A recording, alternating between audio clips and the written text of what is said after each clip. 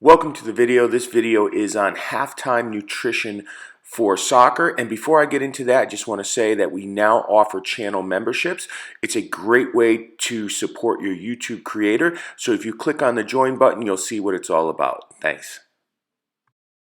So let's get right into this. There's three main categories that you should be aware of about halftime nutrition. Those categories are carbohydrates, hydration for rehydration at halftime, and caffeine, which is an optional component. So the first thing about halftime nutrition is carbohydrates.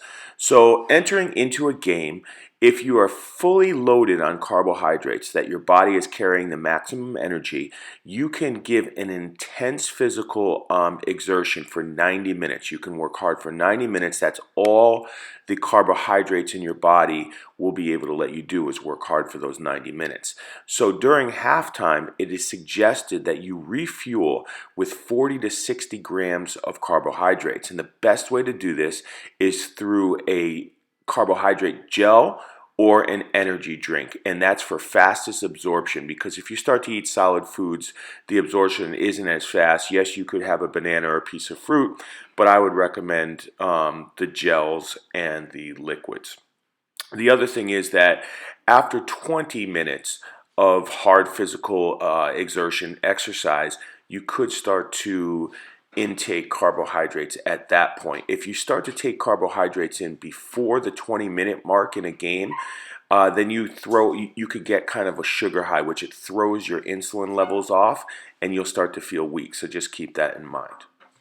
The next part of the halftime component is hydration. So you're going to rehydrate at halftime. Now every person is different, and it depends if it's cold out, if it's hot out. Environmental conditions are going to determine how much you need to rehydrate as well. However, normally it's about half a liter of fluid is recommended to be replaced. And again, you could start replacing fluids in the game, especially with a sports drink, after the first 20 minutes. So sports drinks I would recommend because they have electrolytes, which contain sodium, that is salt, and that is highly beneficial in your rehydration, especially if you have more exercise to do, which is the second half of 45 minutes. And the last part of your halftime nutrition is this: it's caffeine. So this would be for adults, 18-year-olds and over. I wouldn't recommend any of this for kids.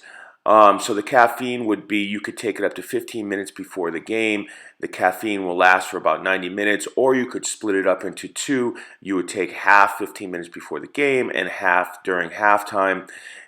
The amount could be 100 to 300 milligrams, and I'm sure you've all heard the stories of Jamie Vardy with his Red Bull and so forth. And you know, it really depends on the player. If they really feel like this helps them, then it's something they can do. It is certainly not mandatory. The carbohydrate and the rehydration is mandatory. This is something that would be additional, and this would only if the player really feels that it would help them.